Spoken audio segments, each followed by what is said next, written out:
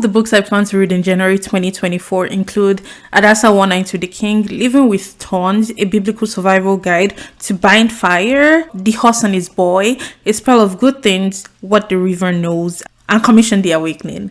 Welcome to Based on Faith, where I talk about books based on my faith in Christ.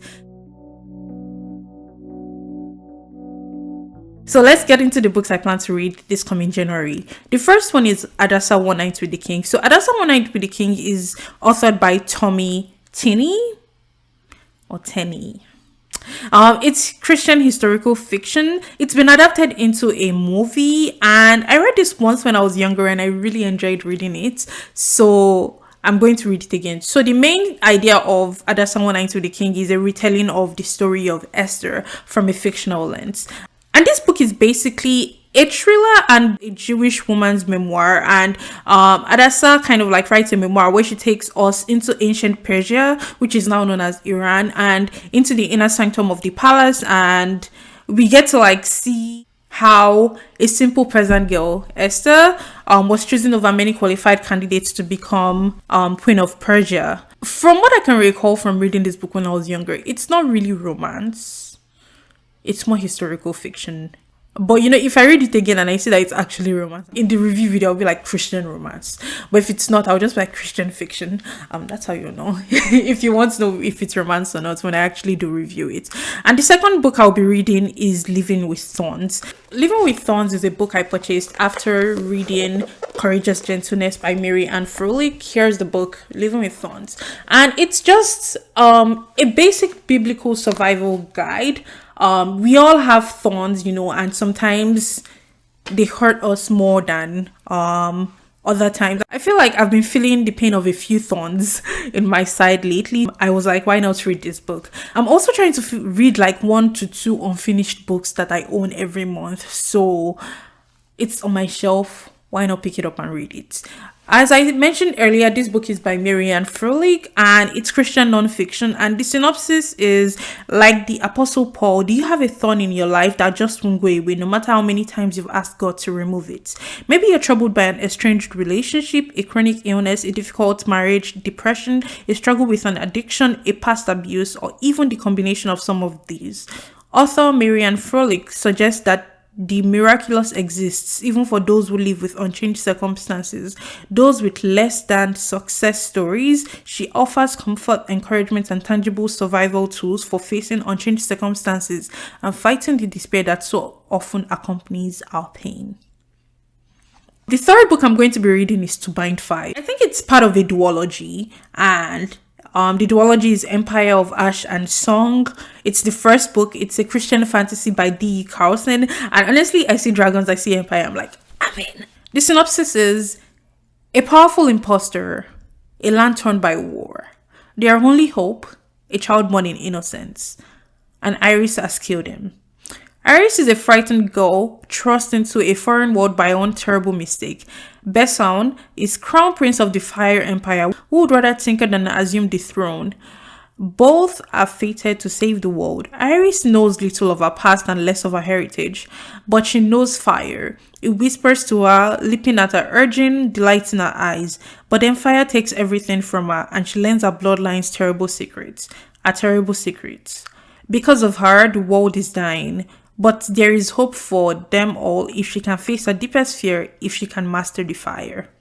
That sounds interesting to me, and I'm definitely piqued by the synopsis, and I want to see how this book reflects Christ. And the fourth book I'm going to be reading is The Horse and His Boy. The Horse and His Boy is part of the Chronicles of Narnia. And if I recall correctly, I don't think I've ever finished the actual series. So this book is a book I started reading last summer, and I have a faint memory of reading it when I was younger, but I will neither confirm nor deny that because I cannot. The synopsis is as follows. The Horse and His Boy is a stirring and dramatic fantasy story that finds a young boy named Shasta on the run from his homeland with the talking horse Bree. When the pair discover a deadly plot by the Calaman people to conquer the land of Narnia, the race is on to warn the inhabitants of the impending danger and to rescue them all from certain death. Wait! I think I finished this book last summer. Did I not finish the book? Okay, I'm going to read through it, but I think I finished it. If I finish the book, I'll just move on to the next book. And I think Risk Caspian is the next book, but I guess we'll see. And that's all the Christian books I plan to read.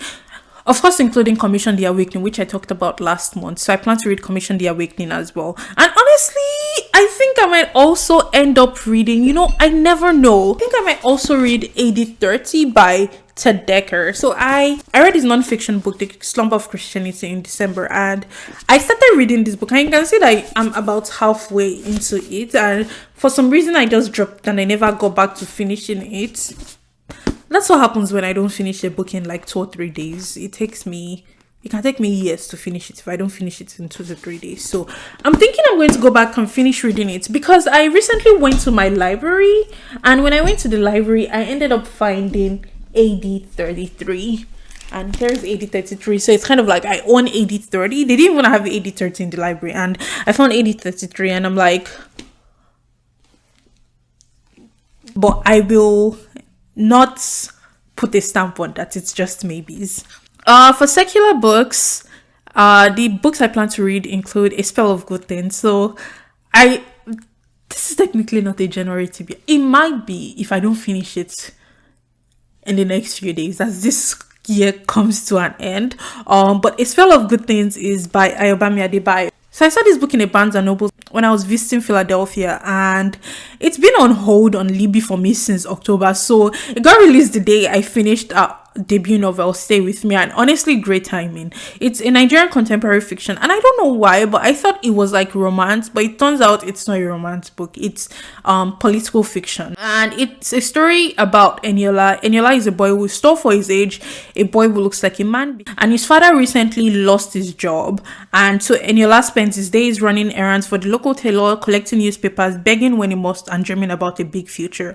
And then the other main character here is Buraola. She's a golden child, the perfect child of a wealthy family, and now she's an exhausted doctor in her first year of practice, and she's beloved by Kunle, the volatile son of an ascendant politician.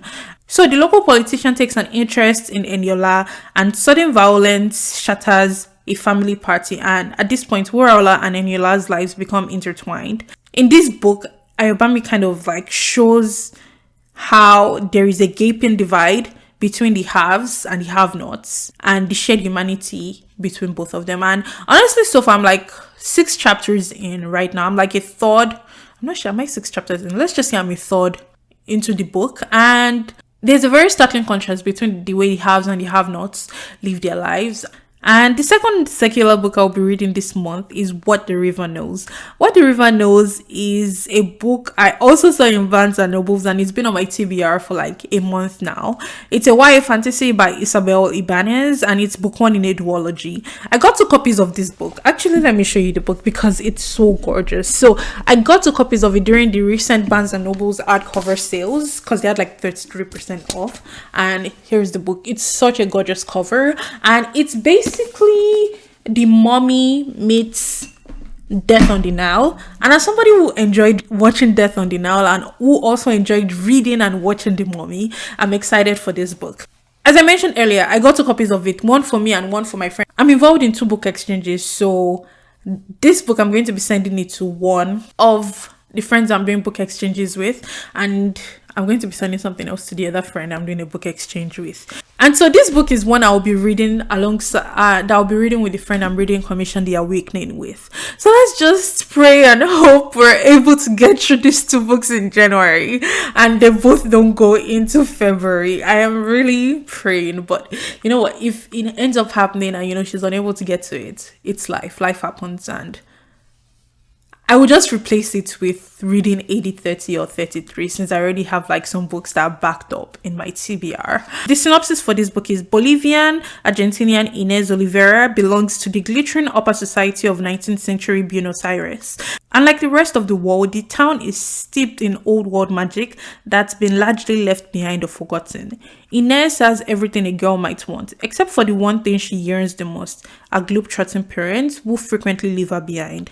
When she receives word of their tragic deaths, Inés inherits their massive fortune and a mysterious guardian, an archaeologist in partnership with his Egyptian brother-in-law. Yearning for answers, Ines sails to Cairo, bringing her sketch pads and a golden ring her father sent to her for safekeeping before he died. But upon her arrival, the old world magic tethered to the ring pulls her down a path where she soon discovers that there is more to her parents' disappearance than what her guardian led her to believe. With her guardian's infuriatingly handsome assistant thwarting her at every turn, Inez must rely on ancient magic to uncover the truth about her parents' disappearance or risk becoming a pawn in a larger game that will kill her. What the River Knows is the first book in the Trillion Secrets of the Now duology. That sounds really good. Okay, and with that, those are all the books I plan to read in January. I hope I get through all of them. I currently don't have any non-fiction books in my January TBR, but I'm really hoping I can also get through Platonic. So I attended a women's conference last month, I think, in November, and the author of this book held a discussion session, and it was just like a very interesting one. And Platonic has always been on my list of books I wanted to read. So when I recently went to the library and I saw this book at the library, I was like, okay, let's grab it. Platonic is about how the science of attachments can help you make and keep friends. And I want to make sure I'm treating my friends right.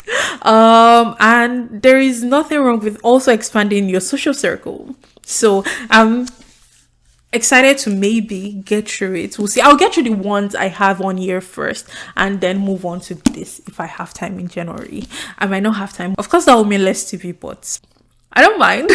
If you have any books you are excited to read in January, please let me know in the comment section, because I'm always open to like new Christian fiction or non-fiction, and even fiction and non-fiction, secular ones as well.